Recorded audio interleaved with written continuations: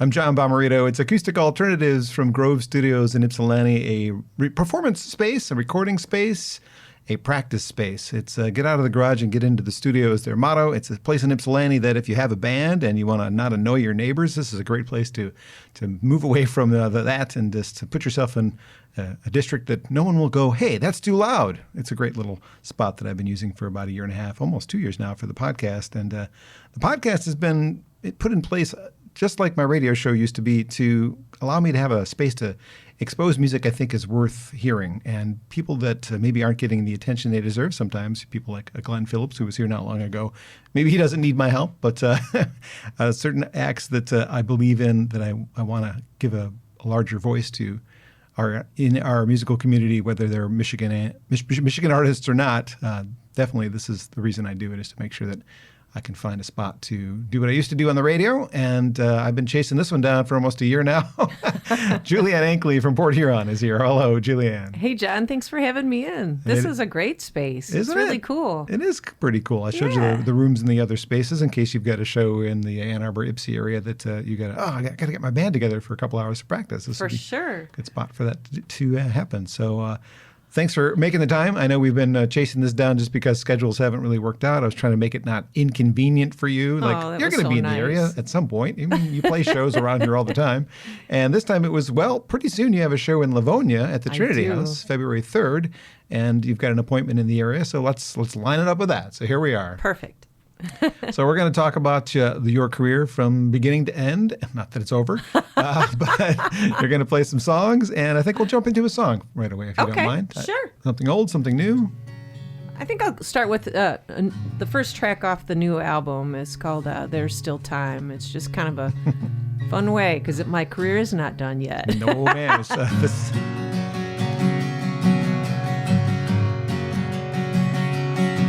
I heard what you've been doing since you set out on your own. Made a beeline for your demons, left your baggage here at home. Got a shackle on your ankle, but you don't feel that ball and chain. I know you're in there somewhere, but you're buried by the pain. If you ever change your mind, you might find what you've been missing, but you don't ever take the time. You've gone blind and you won't listen. Should you come to your senses and all the stars align, I'll be waiting, 'cause maybe there's still time.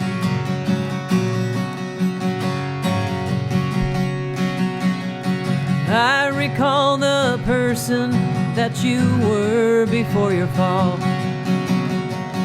Everybody loved you, now no one seems to call. You wake up and the pounding of your head drowns out the noise of your conscience trying to tell you maybe there's another choice. Could only listen to that little voice. If you ever change your mind, you might find what you've been missing, but you don't ever take the time. You've gone blind and you won't listen. Should you tear down those fences, keeping you behind, I'll be waiting, 'cause maybe there's still time.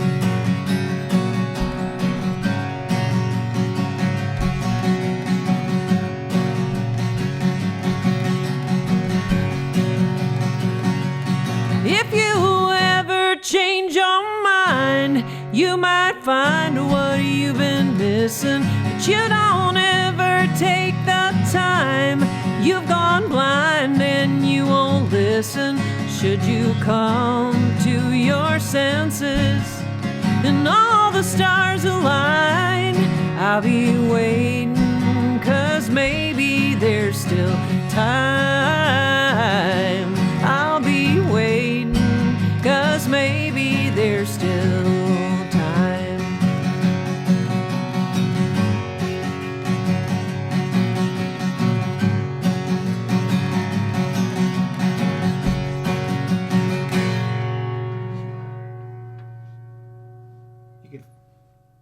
should unmute myself. You can find that on With Love from Lake Huron on the lead track from Julianne Ankley. And it's called There's Still Time. Julianne Ankley's in studio here at Acoustic Alternatives. And I'm imagining that you wish you had put that cord for the headphone behind the guitar. I sure am. Yeah, look at that. I noticed that as you were playing, like, that's got to be in your way. How is that not in your way?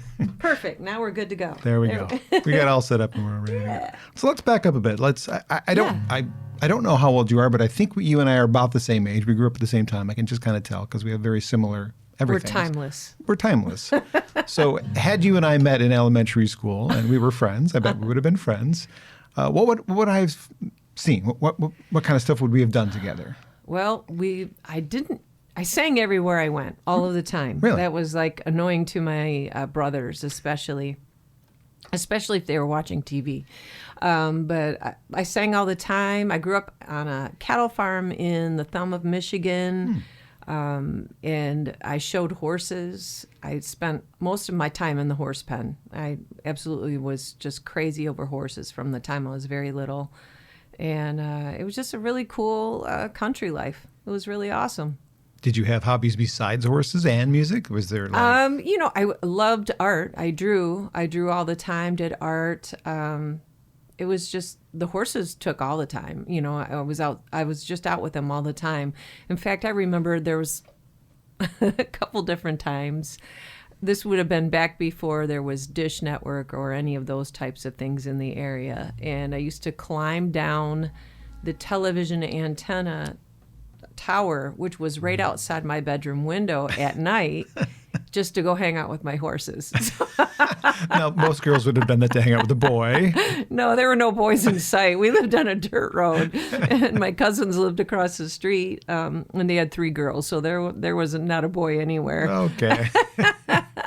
So you grew up in the country, which probably draws you to that kind of music, which is... Yeah, it's funny how life... just does circles sometimes because my father was very much into country music and had always been.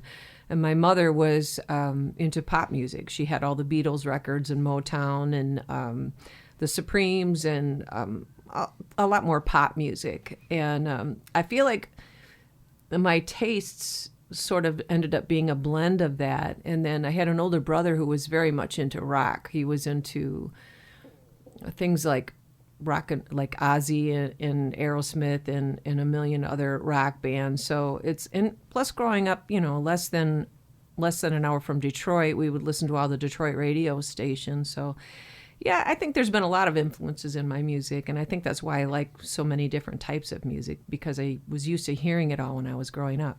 Did you purchase music at that age? I did. Okay, what kind of stuff were you buying? My very first album that I purchased was the Bambi soundtrack. What? I couldn't name a song on the Bambi soundtrack, and I have a 17,000 albums. Oh my albums. gosh. Drip, drip, drop, little April showers. Oh yeah, I loved it. It was orchestra music. It was stunning. Okay. Yeah. The second album I purchased, I believe, was Andy Gibb, because I went to an Andy Gibb concert when I was 13. Okay. And after that, I don't even know. I mean, I still have some of the albums I had later on. But yeah, I like vinyl. Very good. I see that because there's vinyl at the end of the table over there. Yeah. So, okay, the influencers are many, and the influence of your surroundings affects probably what you're writing about, I guess, in a sense. Mm-hmm. Do you immediately gravitate towards that as a career choice as a high school student? Is that what you're planning as I'm going to finish high school and I'm going to go into music? Is that your plan? Yeah, that didn't work out for me at all. No.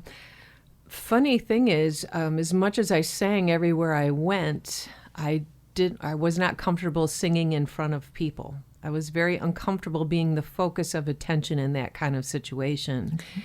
And I remember being in high school, and my friends would all say, "You have the best voice. Why are you not trying out for this? Why are you not doing this?" And so I got all my courage up to try out for the high school choir.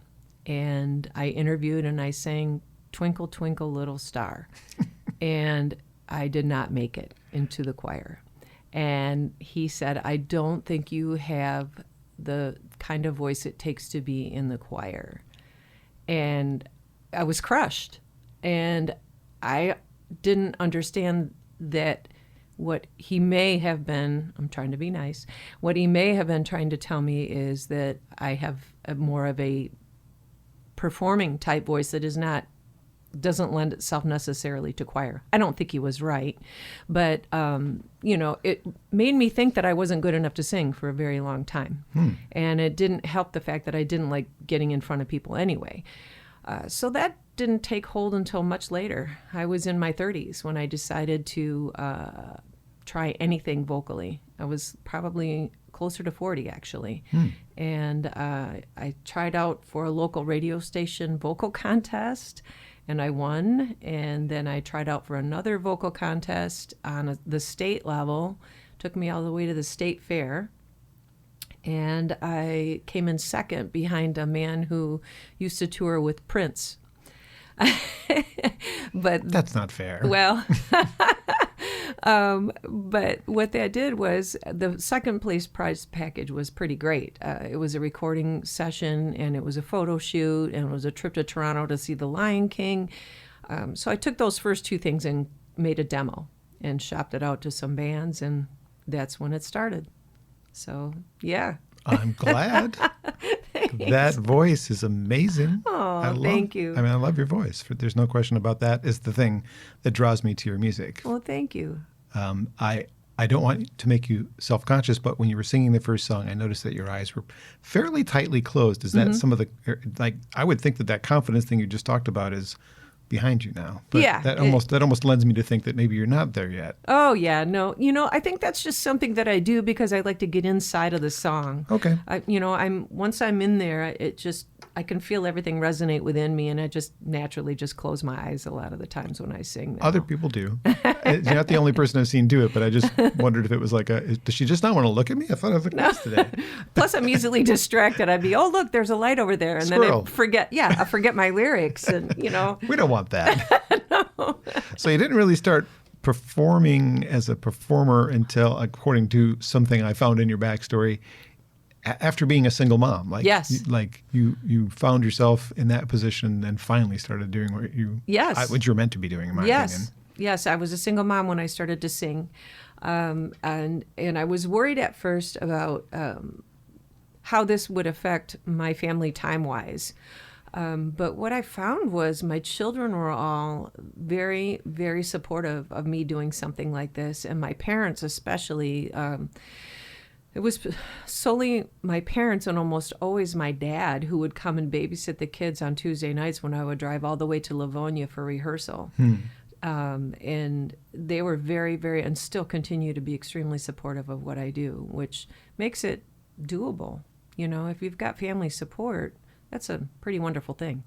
I agree.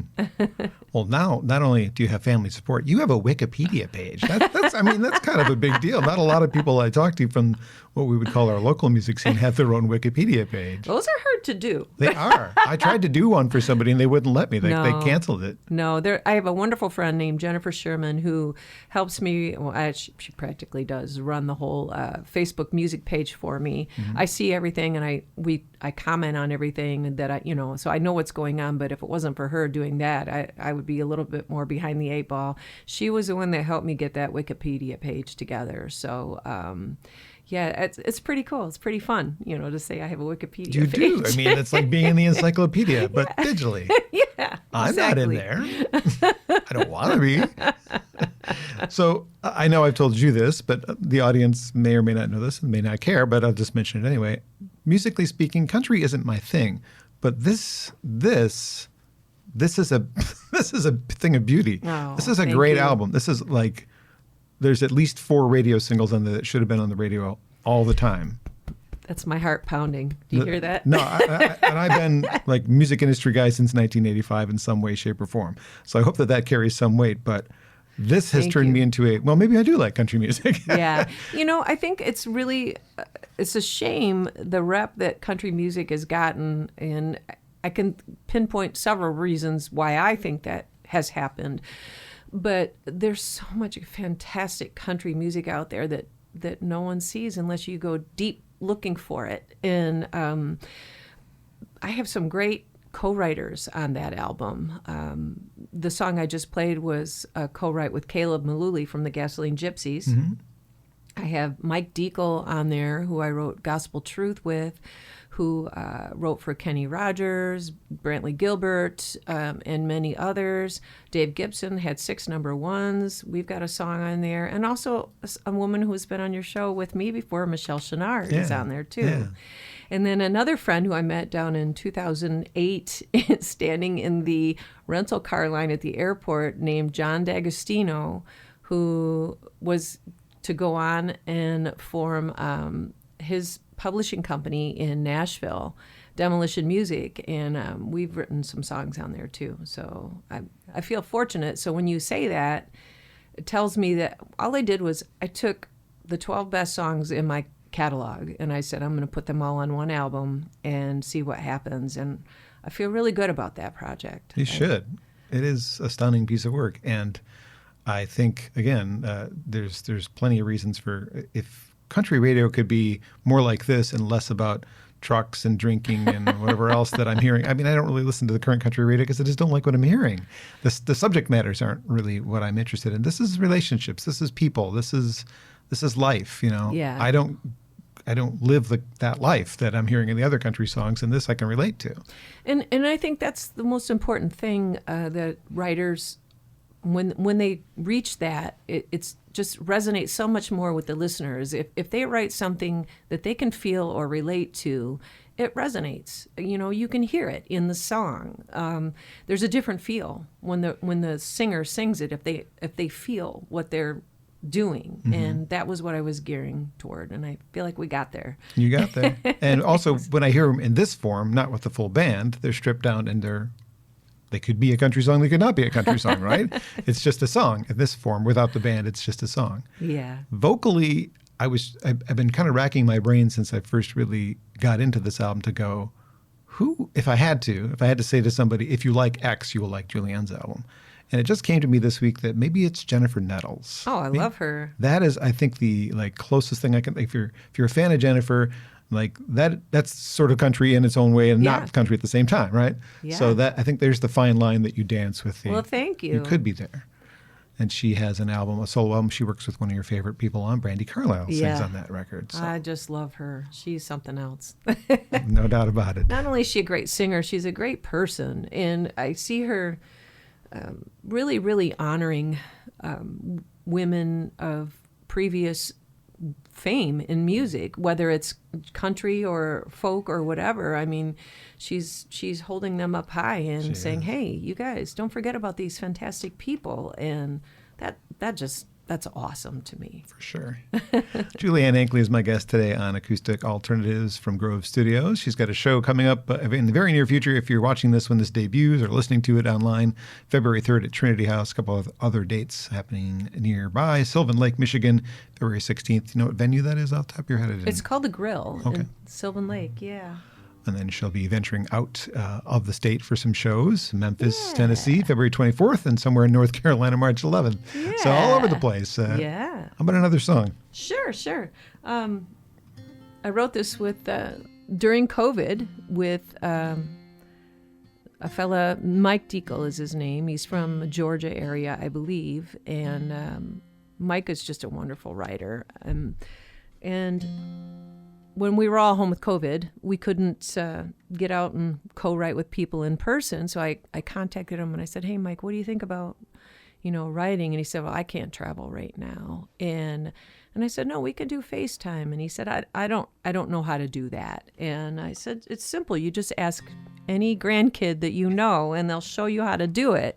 So we did, and we wrote this song. And then I'm sad to say, Mike passed within that year. He passed on. So, I feel so blessed that I had the opportunity to write this with him. And he was so kind, the kindest writer ever. So here we go. This is called The Gospel Truth.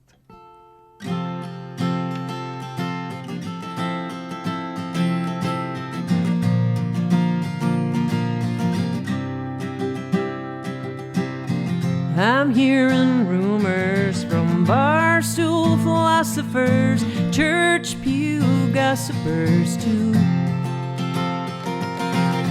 I'm sure you're hearing the same thing, baby. Not a single word is true.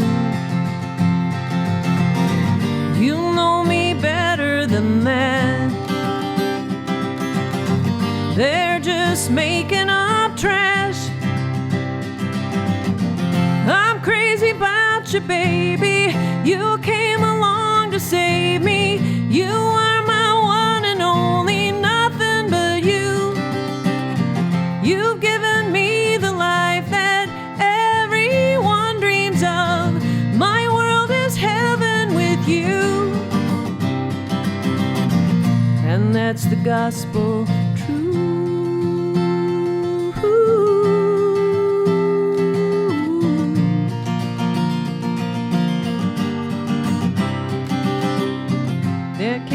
Stand it, babe, 'cause we're so happy. Can you believe what some people do?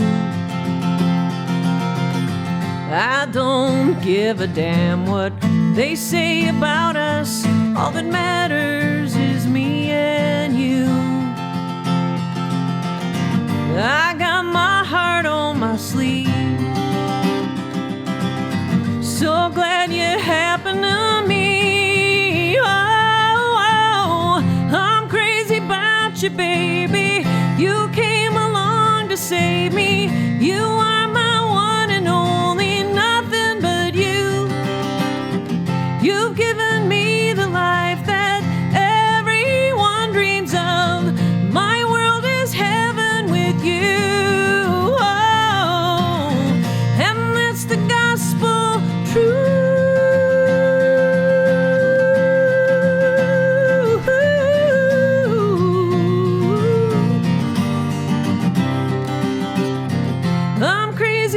You, baby, you came along to save me. You are my one and only, nothing but you.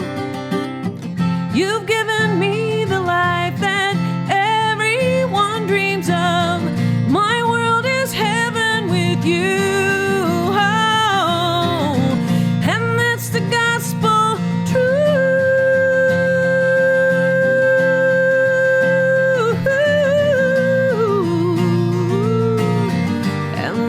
Gospel truth.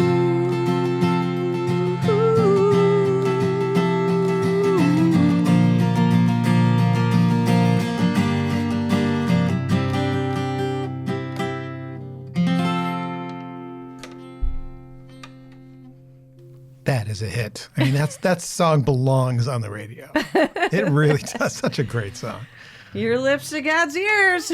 No one's listening but me and you right now, but it should happen. I mean, the album's not new anymore, but it's new if nobody's heard it before, right? Exactly. And that is another thing that was really kind of crazy about releasing an album during 2020 is, yep, I got it out there, but there was no place to play it. Nope, there was not, just online. So we're taking the long way to promote this just a little bit. That's okay. Well worth it.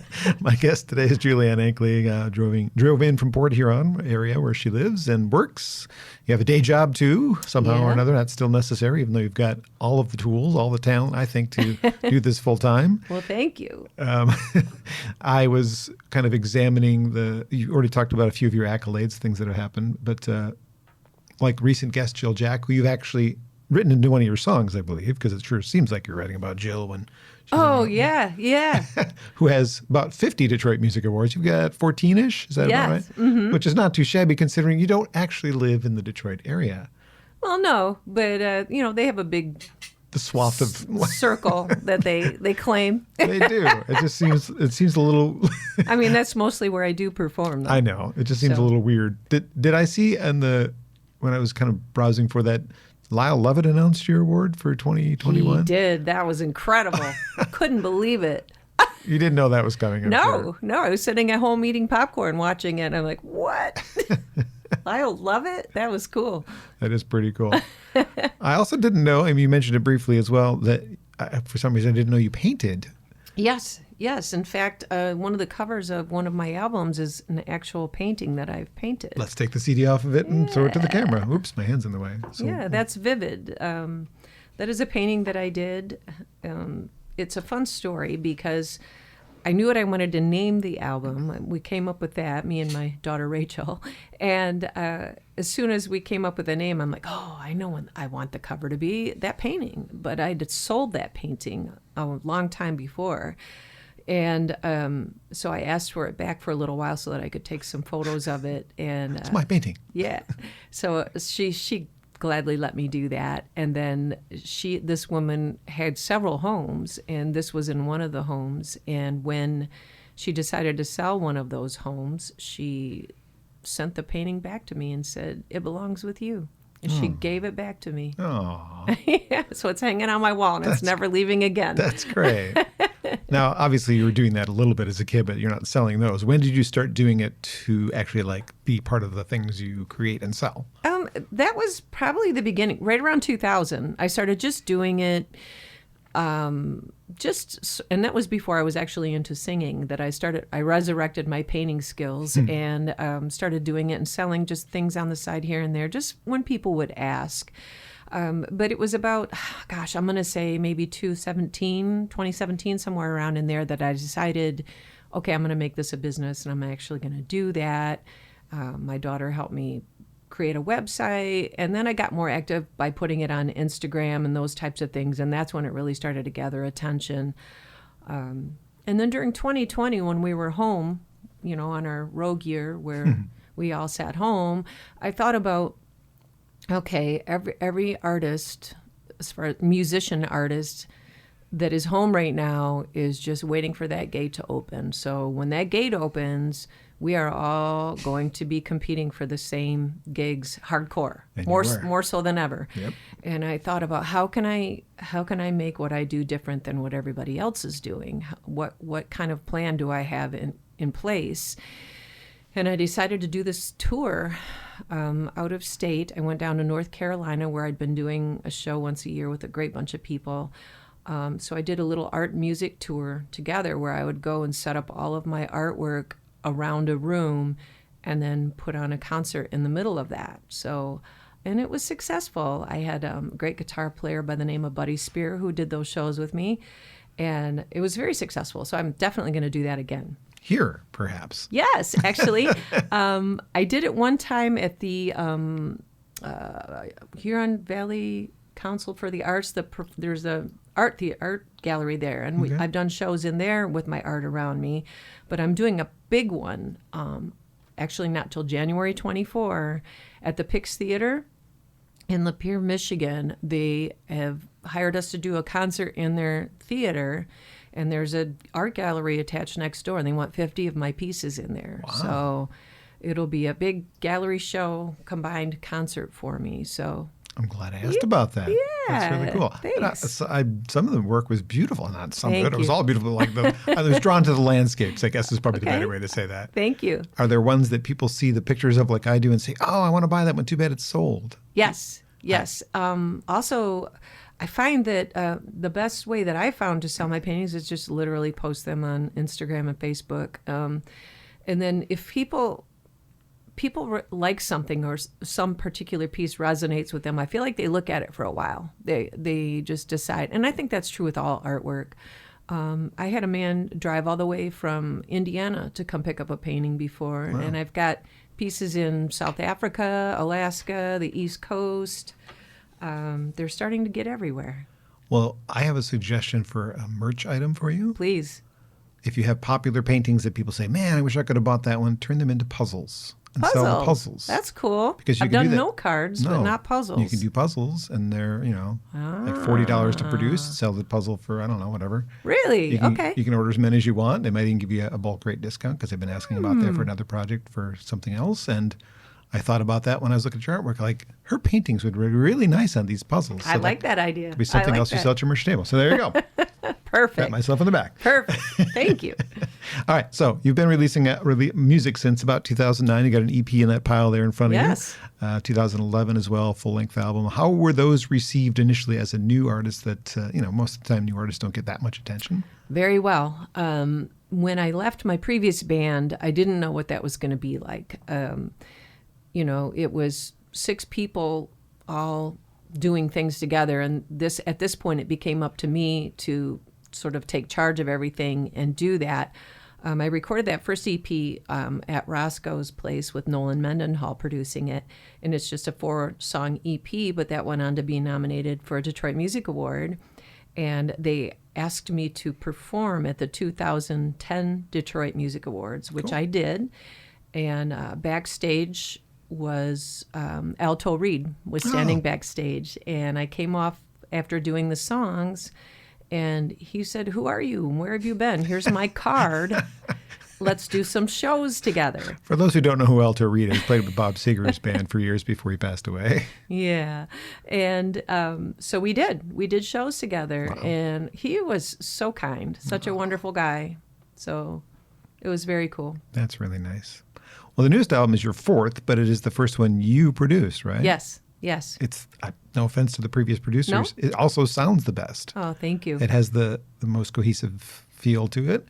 How much did you like doing that? Was it like, oh, I got to do that again? Or I liked it. I was obsessive about it. Every detail, every lyric, everything. My daughter did all the photography for me on the whole album. And I had a friend down in Nashville who did all of the graphic design for me. And I would just walk with my headphones on and listen over and over again and just really make sure it was what I wanted. And as far as song arrangement, the funny thing about song arrangement is it's such a questionable thing to even release a full album anymore because people aren't buying albums like they used to, and it's very costly. So a lot of people are releasing singles, one song at a time. And so, people have said recently that song order doesn't really matter. And to me, it still does, because some people still do buy a product. And aside from all of that, I still want to tell a story. I still want to put them in an order where it feels like this felt good to listen to just listening to that. It's sort of like a 7-10 course meal. You start with this and you have an intermezzo somewhere, and then you have something else later on. So it feels like that to me. Regular listeners of this program have heard me say this probably a number of times, probably too many times, but I prefer a full album over a single. If you release a single, I might or might not buy it. Not that I don't want to, but I'll forget I have it. Yeah. An album I can pick up, I can hold, I can read, I can put in my car. And there's a whole bunch of things that I can't do if you just release a single once every month. I'm just going to forget. I still like liners. I love to read the liner notes and see what people are doing. And what, there's where the meat is, as far as I'm concerned. You can listen to it and you can see about it too at the same time. Who played on that? Who's that other voice I'm hearing? Oh, exactly. Who wrote that? Who did that? Yeah. Again, you and I are similarly cut from the same cloth, and I like that about you. Thanks. We're a breed. We are a breed. Not inbred, but a breed. We were talking about country, so we're going to be careful. Sometimes when we have an incredible talent in our own backyard, it's hard to know how the public outside of our area perceives them. Mm-hmm. And that's what I'm viewing with you. Is it lucrative to do the shows out of state? We mentioned the ones in Tennessee and North Carolina. Yes. But you're only doing one-offs. You're not doing a full tour. No, so. It's difficult to get traction.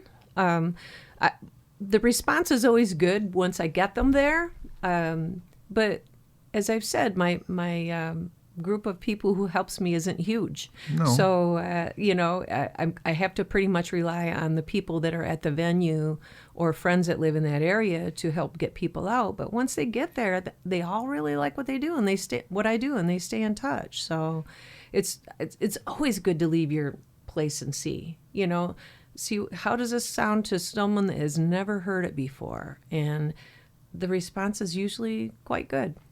It just seems like it wouldn't be worth it to fly or drive for one show and then turn around and come home. If you were going to base your career on making dollars, you wouldn't have started in the first place. That's a good point. I've been in the music industry, as I mentioned, for a long time. It's not a place to make money. It's not a straight path. No, ma'am. But I guess you got to look at the whole theme of your life. What are you doing? Now I'm going to say, within a month that I've played in Memphis, Tennessee. I've played in North Carolina. And some of the best times I've ever had or epiphany moments have been on the road just driving. You just never know. So it's all about the life journey. Every time I get on a stage, no matter where it is, I sit and I think and I look down at the stage floor. And I just think, I say a little moment of thanks. I'm thankful to be here. I'm thankful that I get to do this. And I am supposed to be where I am right now. And that's what this journey is about for me. Keep doing it. Okay. From the bio, I noticed something that also kind of painted a picture of how successful you might be perceived outside of our state. I'll just read it because it's not something I can paraphrase. But she's been the celebrity host and performer for the Hard Rock Cafe stages in Nashville during the CMA Fest for several years. How does one get to do that if you're not well known? But that's cool. Continues to perform in Nashville's top songwriting venues, such as the world-famous Bluebird Cafe, the Listening Room, Douglas Corner Cafe, and Tootsie's. So, I mean, that kind of stuff doesn't happen to everybody in our music community here. That's happening to you. So the perception, again, as I read that, is like, she's a big deal down there. If they're Sometimes. having you be a celebrity host for something, that's pretty cool. Well, I can actually take that back to when I met Alto Reed. I did some shows with Alto Reed for a summer. And then one of the shows that he did at the end of the year was the big one at the Fillmore, where he had everybody on the show. Mm-hmm. He had Mark Farner, Mitch Ryder. Remember that, actually. A bunch of great Detroit artists were in on that show. But one person stood out from the rest who was not from here, and that was Cowboy Troy from Big and Rich's band, and he was a friend of Alto's, and Alto wanted him on the show. So he brought Cowboy Troy in, and we hit it off. We just became great friends, and we're still friends to this day. And he said, "What are you doing here? You should be down in Nashville. You need to come down and make some noise down there." And I'm like, "Okay, say when." And he said, "Come down and host these shows with me on the Hard Rock Cafe stage." And Nice. I said, "Great." Well, as it turned out, just before I left, he got called to be on Dancing with the Stars, and he couldn't do it at all, so I had to do it by myself. Hi, you don't know who I am, but... Yeah. So I did it for, and they liked me so much that they brought me back for 2 more years. That's awesome. Yeah. Well, fortuitous, and you've got some pretty good little opportunities that have come your way. Yeah, it just keeps going if you just keep going. Well, I mean, to me, that sounds like success. How would you define success? Definitely, Is yeah. Is it that? Is it the awards? Is it getting recognized in the street? I mean... I think success for me is if I write a song that resonates with somebody and they feel enough about it to tell me about it later, there it is. That's the thing. Did I make you feel something? Because I felt something. And, it's just about spreading the good energy. Just keep doing it. Do the people that you work with at your day job, like the people, not to work with, but actually the customers, do they know what you do? They're like, Probably not the customers. Yeah. No, there's a few that do. My coworkers all do. Of course, because you're probably taking weird days off. Like, she's gone again. Oh. No, I'm pretty good about it. I try to schedule it around mostly, but yeah, they all know. That's pretty cool. Yeah. We're in Grove Studios in Ypsilanti. It's a recording studio. Sometimes, I mean, I record here. Mostly a practice space for bands or solo artists or DJs even. Sometimes there's DJs in the room next to me. So if you're looking for a spot to do that in the Metro Detroit, Ypsi Ann Arbor area, it's a keypad operation open 24/7. And they've been gracious hosts to me since I started doing this podcast in the fall of 2020. My first guest was Chris DuPont, and he's actually going to be my next guest after you with Kylie Phillips. They're doing a project together, so look forward to that one coming up right after this one from Julianne Ankley. And you want to do another song before I ask more questions? Sure. Which one are we doing this time? Or are you doing? I'm not doing anything. I'm singing along in my head is what I'm doing. Let me think. Which one do I want to do? What do you want to hear, John? Well, you either do Why or the single that you hadn't released yet that you were practicing with. Let's do Why, because I have a fun little story about that one. I would like that fun little story. I was dropping my daughter off. I moved her to Brooklyn, New York for her grown-up life to start. And I was driving home, and I was driving through the hills of Pennsylvania. Excuse me. And I noticed that the road had cracks in it that created a rhythm. And I just kept going along, and I realized, oh, that's a waltz. And I just was thinking about songwriting, and I thought this was a perfect time to come up with something because you've got 12 hours to drive on this road. So I just started thinking about when you write a song, a good place to start is the who, what, when, where, why. And I just thought, I will take that and run with it, and that's how I wrote this song. It's a breakup song. I'm aware of that.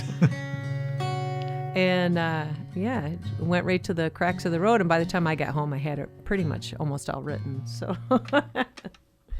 here we go. Let's see. Now I'm thinking of my other song. I'm thinking of another song. Ain't the cold? No. Okay. I know you're leaving. Don't take a psychic to see. It's been playing for a while now. Yeah, I know that ain't no mystery. It leaves me asking questions that need to be said, and a heart full of memories that I'd like to forget. So let's start with the why that comes after goodbye, followed by the when, where, what am I gonna do with the rest of my life? It leads me to how will I dry those tears I'm bound to cry? Let's start with the why that always comes after goodbye. You're saying you're sorry. Well, I'm not one to disagree. And these things you call reasons sound more like excuses to me. You've been throwing out signals I don't think that I misread. So why don't you spill it to me straight up instead, and just start with the why that comes after goodbye, followed by the when, where, what am I gonna do with the rest of my life? It leads me to how will I dry those tears I'm bound to cry? Let's start with the why that always comes after goodbye. I know there are prayers that get left unanswered. Oh, yes, I do. But honey, we ain't got a prayer in hell tonight. So let's start with the why that comes after goodbye, followed by the when, where, what am I gonna do with the rest of my life? It leads me to how will I dry those tears I'm bound to cry? Let's start with the why that always comes after goodbye.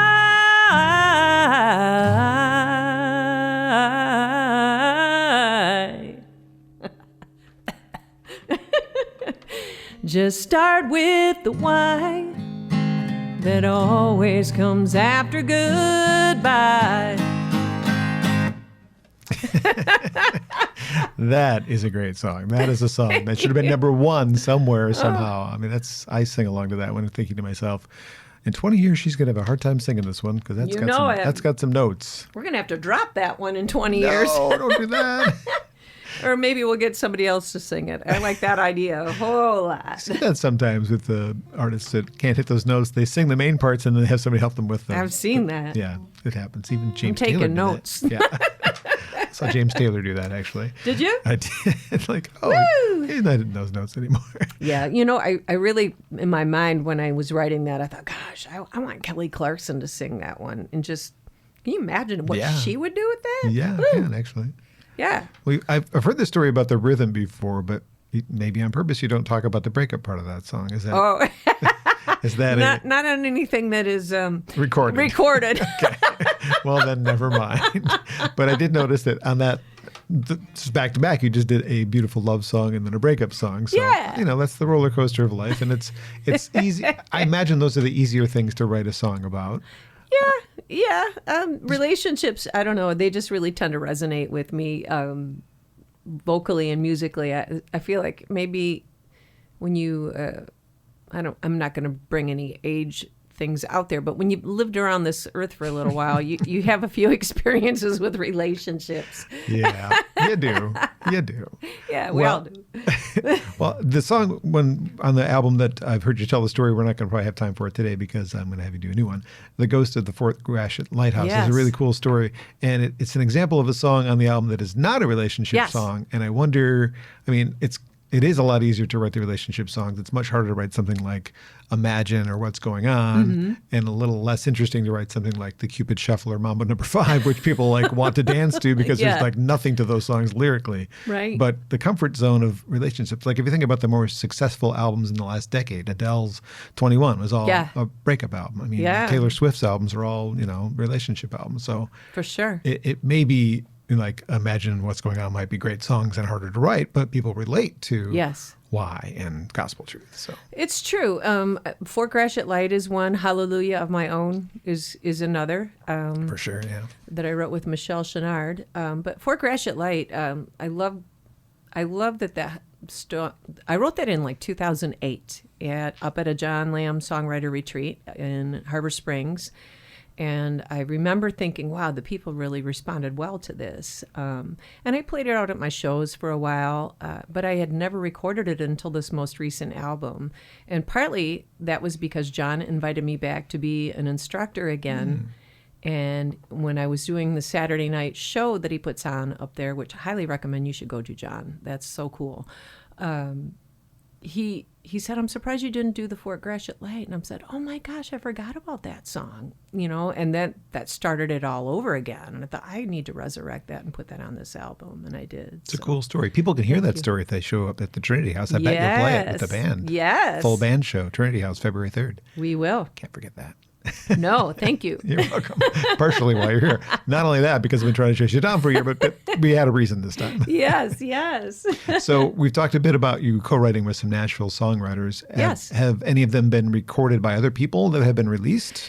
There's so many that are so close. I think that is the one thing that I really have left that I want to do is have another artist. You've done this. That's the last thing. Well, yeah, exactly. I'm kidding. I just mean all the plates are up and spinning except for that one plate. I don't have that plate spinning yet. I had a young independent artist cut a song once years and years ago, but I don't think she ever released it commercially or anything. And I'm pitching a lot right now to bigger commercial artists, and to even speak it out loud is to jinx it. So we're not going to do that. I want success for you. I'm trying to find ways for you to make this the only thing you do, because this is what you should be doing. I love this. I love this with all my heart. It's the thing that I think about when I wake up.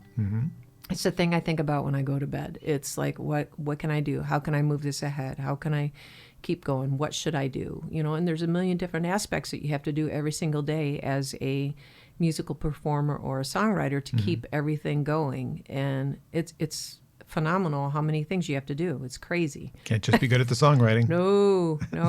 A lot of things. Well, have you written non-country songs? You've covered Bryan Adams, so it's in you, obviously. Yeah.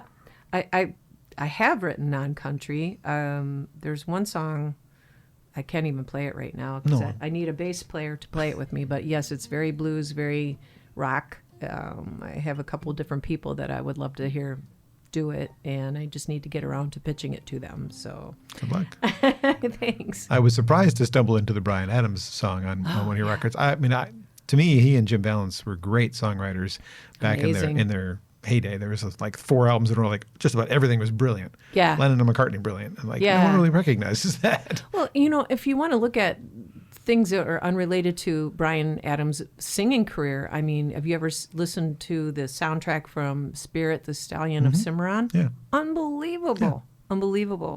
And, he's written with Gretchen Peters. He writes with so many other writers, and he's got a lot of things out there that he's not releasing himself, but he's placing with other artists. And sure. He's an amazing writer. He's been, though, time-stamped now with Just Summer of '69 and Yeah. maybe Everything I Do for You. And that's pretty much all people remember if they're Right. from this, like current kids. They don't Yeah. know. They don't know anything Unless about they're seekers. I think the best thing about the generation coming up of music listeners are they're seekers of music. They're not just interested in what's played on terrestrial radio. They want to hear everything. They are looking everywhere for music. And I think that is what in part has allowed older performers to not go away. They're still out there performing. And I don't think this is what has happened in previous decades. We didn't see elder or older performers. Willie Nelson's putting on a concert coming up, his 90th birthday concert, and he's got a lineup that is unbelievable at the Hollywood Bowl. Are you kidding me? Everybody respects him. Yeah. That's why. But he's still out there doing it. That's right. Which is amazing to me. So probably keeping him going. And things like having Kate Bush's Running Up That Hill become a hit. Yes. However many years later with a completely different generation. How does that happen other than TV? But that made me cry when I heard that. I just thought, how cool is that after all this time? I'm happy for her as well. As far as the songs that you've written, people come up and talk to you at shows, I'm sure afterwards, go, oh, that song, I love that. How many of them are misinterpreted, or what is your most misinterpreted song when they talk to you about like, oh, this song really resonates with me, and you're like, that's not what it's about. Well, okay, so there's a song that it's called He's Still My Boy that I released, on my first, I think it's on the Vivid album. Yeah, it's on the Vivid, or it's on Don't Let Go. It's on Don't Let Go, I think. We'll find Last song. 2015, is it on there? It's on one of them. Yeah, this Anyway, one, yes, okay. yes. So I released it as a single first and then put it on that album. And then I put it on YouTube. And I think it has 72,000 hits on YouTube from people all over the world. And it's never seen radio airplay once. But people almost invariably think it's about my son. And it's not. It was. I did. Yeah, it was about my nephew. And I wrote it for my sister-in-law. So there you go. There's. I would have to say that's number one. That is the answer. I had me fooled. So during the pandemic, you were doing some streams from home. How did that change your relationship with your fans? Oh, it was a wonderful experience. It was terrifying and frustrating from the technological aspect. This is not my friend. We were learning things, all of us. We were learning things, and we were ordering a lot of things from Sweetwater. Yeah. It definitely changed everything. It changed the way I relate to audiences. I didn't know they were so devoted and dedicated to music. Is when they would write to me afterwards and tell me, you've made such a difference in my day. I was having such a hard time being home. And I think the relationships that I made during that time online have remained. You know, we still stay in touch. And I think it was a wonderful thing. It was a connection thing that I really enjoyed. It's great. It was cool. Yeah. I mean, we have to look at the positive because it was a bad thing to go through, but yes, there was something good. Oh, there are many good things. But yeah, in all of that devastation that we all received, we also do have to look for the good things, and I can say that I had a few. So, well, a musician I read wrote this quote, or said this quote: "If you make music, you're winning." Who said that? I think that was me. That was you, and yes, I think so too. Yeah, I don't have the talent to make music, and I just it is my heart and soul. Like without it, there's no sense of being. It shows, John, and we as musicians and artists wouldn't be anywhere if it wasn't for people like you. And you help us immensely with your support, and it gives us fuel. When we feel supported as artists, we go back out and we're re-energized and we do more. So we couldn't do it without you. So thank you. Thank you. But you're winning because you're making music. I've noticed Detroit TV likes to throw you up on their news shows when you've got something coming up. How do you have like a person that does those arrangings for you, or do you just do it all yourself? That's mostly me. In your spare time? When I released this album, I contacted Matty Lee. Matt Lee helped me promote this album. But the rest of the time, that's just me. Great job. I mean, those are not easy to get as far as I know. No, they're not.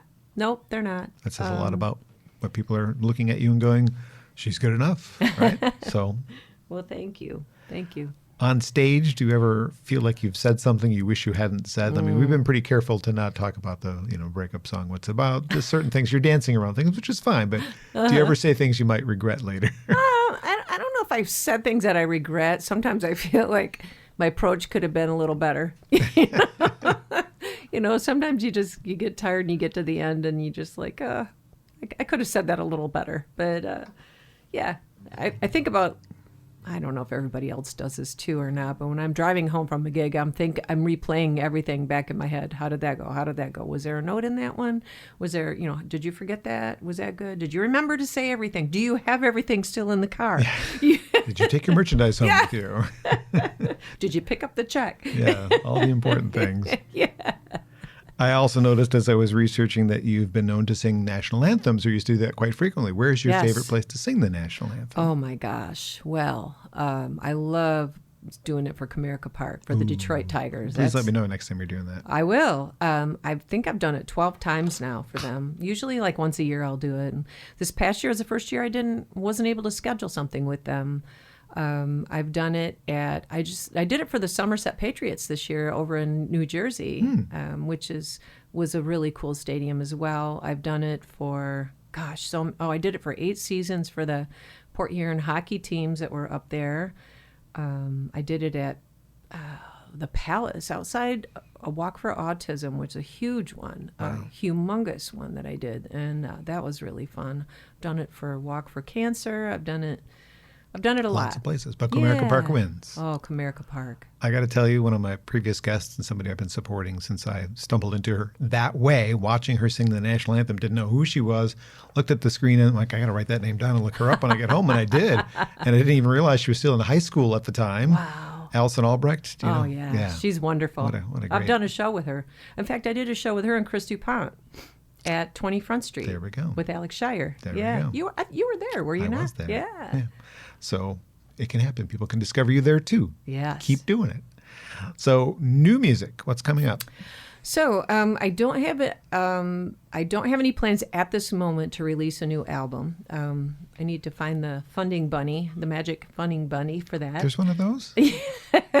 I'm still along? looking. Yeah. Where are you? It's a squirrel, I think. But I was thinking this would be a good year to release a single at least. I have to decide which one that would be. But I've been writing a lot in Nashville, writing through Zoom, FaceTime, so that I have lots to choose from. So if you want any feedback from an industry person, or feel free to send me demos. I'm happy to give you feedback. Okay. And you're going to play one of these new ones now? Yes. I wrote this. This sounds like a relationship song. It kind of turned into that, but it's not where it started. I wrote this song with Dave Gibson. We were standing outside the local in Nashville, Tennessee, getting ready to write the next day. And we were talking about writing and how much we both love it. And he said something along the lines of, I don't know what I would do if I didn't write music. He said, I've gone and done all these other things, he said, but it always turns back to writing music. That's what I want to do. And he's done okay with it. He's got 6 number ones. So not bad. What's the song and called? Tons of other cuts. This one's called My Heart Always Yearns for You.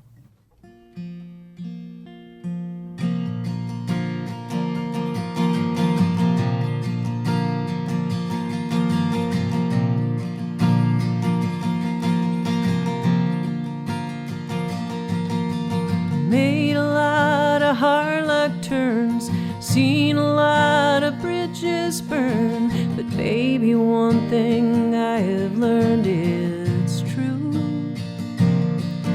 My heart always yearns, my heart always yearns for you.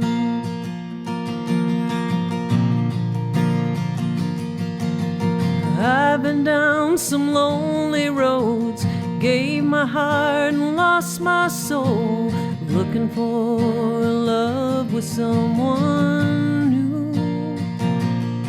And my heart always yearns, my heart always yearns for you. You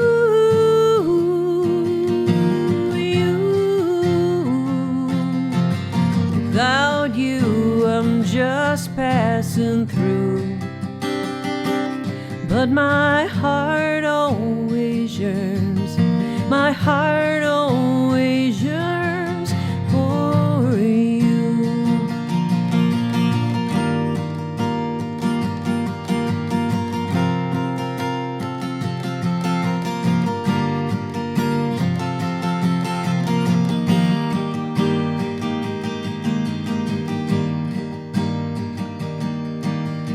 First time I held you, first time I kissed you, laid in your arms I knew you.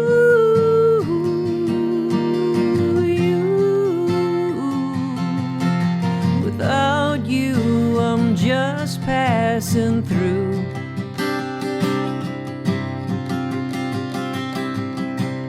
But my heart always yearns. Oh, how it burns. My heart always yearns. My heart always yearns for you.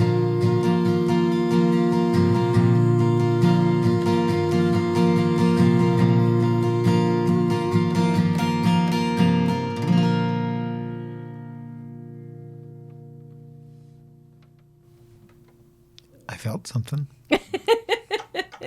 That's what you want. Thank you. Yes, yes. It's beautiful. We when we wrote that, we recorded it just initially as a guitar vocal, as a duo, a duet. I'm sorry, and I really think that's kind of how I want to record it. He's got this wonderful whiskey cigar voice that is just a great voice, and I think it would be a fun duet to do. Maybe if it's not too late in by the time you record it, there's the artist from Michigan who's going to blow up next beyond Billy Strings is Myron Elkins, if you haven't heard his stuff yet. All right, I'll check it out. Dave Cobb produced his new album. Oh, I know who Dave is, yeah. Just got released on major label, and he was just one of the, little indie young singer, country-ish songwriter, and grab him while you can. I will check it out. This is what I'm saying. Yeah. So you've written a lot, final questions here, final question. You've written a lot with people like Mr. Gibson there. Do you have people that are on your wish list? Oh, gosh. Well, that are attainable? Attainable? Oh, come on. That's a whole different thing. Brandy. Of course, Brandy. Yeah, of course. And the Hensraw twins, too. Yeah. Yeah, that's they just all goes together. Story, yeah. How about Dolly? There's, okay. I'm just not going to, when you say attainable, that sets a limit on it. Well, then take it off. Let's go, Dolly. Let's go, Brandy. Go ahead. There are. That's Why it. not? Or Brandy Clark. She's wonderful, too. I mean, there's a million great writers. Gretchen Peters, Patty Griffin. I absolutely love Patty Griffin. There's Lee Bryce. There's, so many. Let's just, all of them. I just want to be prolific. I see you. You've got, and Delisi has used this term many times, the total package. I mean, you've got all the pieces in place. You're a super sweet human being. You've written great songs. You've got a beautiful voice. You're beautiful. Your performance, your storytelling, it's all like everything. You have all the pieces. There's no reason for you not to have whatever success you need to have. So, well, thank you, John. Thank you for making time to be on the podcast. Thank you so much for having me. This has been great. It's always a good time talking to you. Thank you. February 3rd, Trinity House in Livonia. If you're near there, it's a full band show with their band, The Rogues. How about the Sylvan Lake show? Is that a solo or is that a band show? That's a solo. Solo show. So if you prefer this style of Julianne's performing, that's how you get it. Yes. Travel to Memphis or North Carolina or wait for some more Michigan shows because they're going to happen. And that band that I'm playing with, The Rogues, my band, they're a bunch of amazing, talented performers. And when we all get together and do this now, we've been doing it for so long, it's like just awesome time. So come on out and see that too. I love it. Love playing with them. Thank you again. Thank you to Grove Studios for being an excellent host and allowing me to do what I do here. Well, actually, it's not allowing me. It is possible for you to do a podcast here as well. If you're watching or listening to this and you're into the idea, it doesn't have to be what I do. You can talk about whatever subject you're good at talking about. If you're a musician, come practice here. Come make noise here instead of in your garage and not annoy your neighbors. Julianne, good luck out there on the road, and I'm sure we will cross paths again soon. Thank you, John. Thanks for having me. My pleasure. More Acoustic Alternative podcasts coming soon. As I mentioned, the next one will be Kylie Phillips and Chris DuPont together.